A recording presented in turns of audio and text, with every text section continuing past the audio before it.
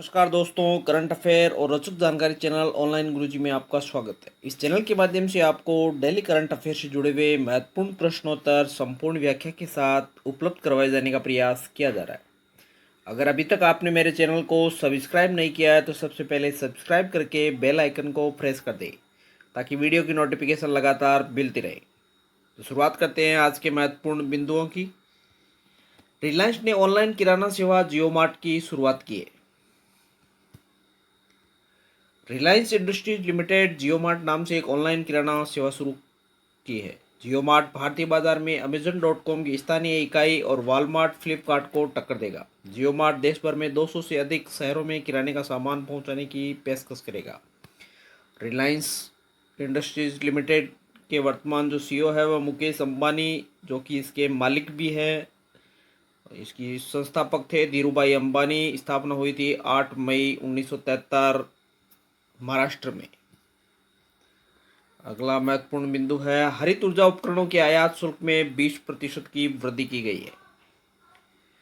वित्त मंत्री निर्मला सीतारमण ने बजट 2020-21 में सेल्स की तरह हरित ऊर्जा उपकरणों ग्रीन एनर्जी इक्विपमेंट के आयात शुल्क में 20% की वृद्धि की है। इसका मुख्य उद्देश्य उपकरणों के स्थानीय विनिर्माण को चलाना और कम गुणवत्ता वाले चीनी उपकरणों के आयात को कम करना है। वर्तमान में भारत अमेरिका और चीन के बाद ऊर्जा का तीसरा सबसे बड़ा उपभोक्ता है। भारत के वर्तमान में जो वित्त मंत्री है वह निर्मला सीतारमण है। अगली महत्वपूर्ण बिंदु, वित्त मंत्रालय द्वारा जीएसटी पर कोई आपदा उपकर नहीं लगाया जाएगा। केंद्र वस्तु एवं सेवा कर जीएसटी पर आपदा उपकर नहीं लगाया जाएगा। भारत कोविड-19 के कारण होने वाले आर्थिक संकट का सामना कर रहा है। रिपोर्टों में कहा गया है कि आपदा उपकर को लागू करना स्वयं विपत्ति से कम नहीं हो सकता। जीएसटी का फुल फॉर्म है goods and service tax. Bharat में जीएसटी को पूर्ण रूप से 1 जुलाई 2017 को लागू किया गया था। अगला महत्वपूर्ण बिंदु है राष्ट्रमंडल दिवस। राष्ट्रमंडल दिवस कॉमनवेल्थ डे हर साल 24 मई को मनाया जाता है। यह उन सभी देशों द्वारा मनाया जाता है जिन पर कभी ब्रिटिश साम्राज्य का शासन हुआ करता था। भारत भी इसी में से एक है, इसलिए यहाँ भी ये राष्ट्रमंडल दिवस मनाया जाता है। राष्ट्रमंडल दिवस रानी विक्टोरिया की जन्मतिथि पर मनाया जाता है, जिनका जन्म 24 मई 1819 को हुआ था। राष्ट्रमंडल दिवस 2020 की जो थीम है एक सामान्य भविष्य का उद्धार है। आखिर ये क्यों मनाया जाता है इसके बारे में देख लेते हैं। राष्ट्रमंडल दिवस को पहले एम्पायर डे के रूप में नामित किया गया था, जिसे वर्ष 1916 के बाद से रानी विक्टोरिया के जन्म उत्सव के रूप में मनाया जाने लगा। 1958 में ब्रिटेन के तत्कालीन प्रधानमंत्री हेराल्ड मैकमिलन ने संसद में घोषणा की थी कि साम्राज्य दिवस को अब राष्ट्रमंडल दिवस के नाम से जाना जाएगा। अगली खबर, हुनर हाट सितंबर 2020 से दोबारा शुरू किया जाएगा। हुनर हाट सितंबर 2020 से दोबारा शुरू किया जाएगा। हुनर हाट, जिसे कोरोना वायरस महामारी के कारण रोका गया था, 5 महीने के अंतराल के बाद लोकल से ग्लोबल की थीम के साथ सितंबर 2020 से फिर से शुरू किया जाएगा। ये थे आज के महत्वपूर्ण करंट अफेयर से जुड़े हुए मुद्दे। अब चर्चा करते हैं करंट अफेयर से जुड़े हुए महत्वपूर्ण प्रश्नों के संबंध में। पहला प्रश्न है, हाल ही में चीन ने किसे कोरोना वायरस महामारी से निपटने के लिए 2 बिलियन अमेरिकी डॉलर देने की घोषणा की है? तो डब्ल्यूएचओ के द्वारा ये घोषणा की गई है। डब्ल्यूएचओ के संबंध में महत्वपूर्ण तथ्य, डब्ल्यूएचओ का पूरा नाम है वर्ल्ड हेल्थ ऑर्गेनाइजेशन, विश्व स्वास्थ्य संगठन। इसकी स्थापना 7 अप्रैल 1948 को हुई थी। डब्ल्यूएचओ का जो मुख्यालय जेनेवा स्विट्जरलैंड में है और डब्ल्यूएचओ के जो वर्तमान अध्यक्ष टेड्रोस एड्रेनोम है। अगला प्रश्न, हाल ही में किस देश के प्रधानमंत्री थॉमस थाबेन ने अपने पद से इस्तीफा दे दिया? तो लेसोतो देश के प्रधानमंत्री ने अपने पद से इस्तीफा दे दिया है। इसके संबंध में महत्वपूर्ण फैक्ट पढ़ लेते हैं। लेसोतो दक्षिण अफ्रीका का एक देश है जहाँ की राजधानी मासेरू है और वहाँ की जो मुद्रा है लेसोतो लोटी है। हाल ही में विश्व महाविज्ञान दिवस वर्ल्ड मेट्रोलॉजी डे कब मनाया जाता है? तो 20 मई को विश्व महाविज्ञान दिवस मनाया जाता है।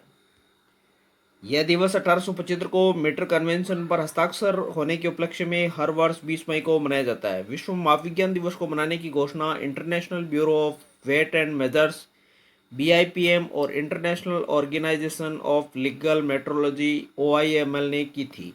विश्व माप विज्ञान दिवस 2020 की जो थीम है मेजरमेंट फॉर ग्लोबल ट्रेड रखी गई है। अगला प्रश्न, हाल ही में दक्षिण मध्य रेलवे ने कोविड-19 मरीजों के लिए किस रोबोट को विकसित किया है? तो रेलबोट नामक रोबोट को विकसित किया गया है।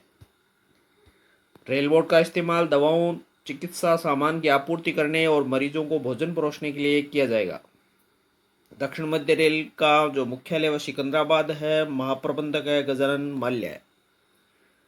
भारतीय रेलवे के संबंध में महत्वपूर्ण तथ्य, इसकी स्थापना हुई थी 16 अप्रैल 1853 को, मुख्यालय नई दिल्ली में है और वर्तमान जो रेल मंत्री है पीयूष गोयल है। अगला प्रश्न है, हाल ही में भारत ने फिलिस्तीनी शरणार्थियों के लिए UNRWA को कितने मिलियन अमेरिकी डॉलर की सहायता राशि प्रदान की है? तो 2 मिलियन अमेरिकी डॉलर की सहायता राशि प्रदान की है। यह सहायता कोरोना वायरस की संकट की परिस्थितियों के दौरान शिक्षा और स्वास्थ्य सहित UNRWA के प्रमुख कार्यक्रमों और सेवाओं के लिए दी गई है। UNRWA क्या है? इसके संदर्भ में संयुक्त राष्ट्र संघ की एक संस्था है, United nation relief and work agency, संयुक्त राष्ट्र राहत और निर्माण एजेंसी। इसकी स्थापना 8 दिसंबर 1949 को हुई थी। UNRWA का जो मुख्यालय अम्मान जॉर्डन में है, वर्तमान आयुक्त जनरल है क्रिश्चियन सॉन्डर्स। अगला प्रश्न है, हाल ही में किसने 2019 का अलेक्जेंडर डेलिरिम्पल अवार्ड जीता है? तो वाइस एडमिरल विनय बधवार के द्वारा यह अवार्ड जीता गया है। वाइस एडमिरल विनय बधवार भारतीय नौसेना जल सर्वेक्षण के मुख्य जल सर्वेक्षक है। उन्हें यह पुरस्कार भारतीय जल सर्वेक्षण और विशाल हिंद महासागर क्षेत्र में उनके उत्कृष्ट योगदान के लिए दिया गया है।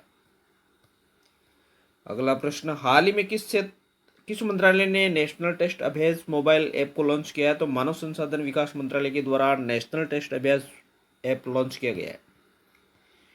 इस ऐप का उद्देश्य लॉकडाउन के कारण बंद पड़े शिक्षण संस्थाओं के दौरान छात्रों की मदद करना है।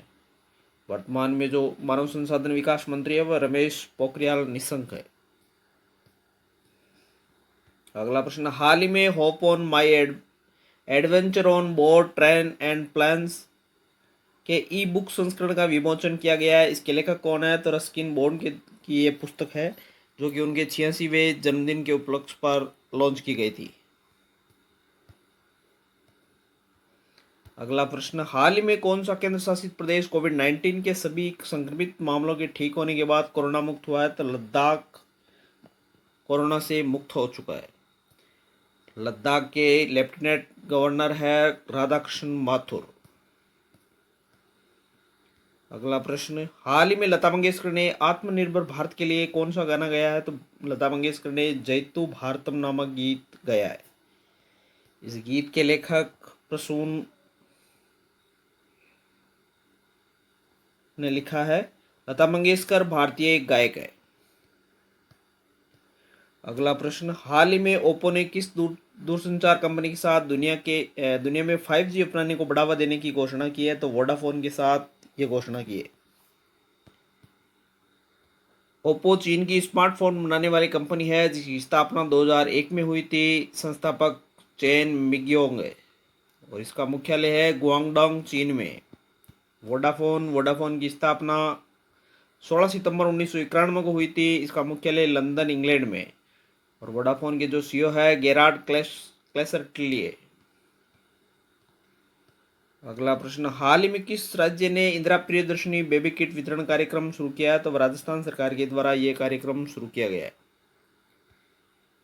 इस योजना के तहत प्रतिवर्ष राजकीय चिकित्सा संस्थानों में जन्म लेने वाले करीब 11 लाख से अधिक नवजात बालक बालिकाओं को इंदिरा प्रियदर्शनी बेबी किट दिए जाएंगे।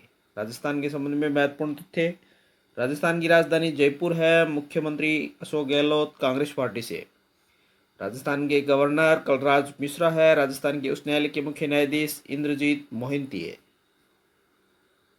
राजस्थान में लोकसभा की 25 सीटें हैं, राज्यसभा की 10 सीटें हैं और विधानसभा में यहाँ से 200 सीटें। अगला प्रश्न, हाल ही में परजीवी कवच की एक नई प्रजाति खोजी गई है। इसका नाम किसके नाम पर रखा गया है? तो ट्विटर के नाम पर इसका नाम रखा गया है। ट्विटर क्या है? ट्विटर एक सोशल नेटवर्किंग साइट है जिसकी स्थापना 21 मार्च 2006 को हुई थी। ट्विटर का मुख्यालय कैलिफोर्निया यूएसए में है और ट्विटर के जो संस्थापक और सीईओ है जैक डॉर्से। अगला प्रश्न, हाल ही में किस देश में पूर्वी आर्थिक मंच 2020 होगा? तो वह रूस देश में आयोजित होगा। रूस के संबंध में महत्वपूर्ण तथ्य, रूस की राजधानी मास्को है, करेंसी रूबल और वहाँ के जो राष्ट्रपति है व्लादिमीर पुतिन है। रूस की संसद का नाम ड्यूमा है।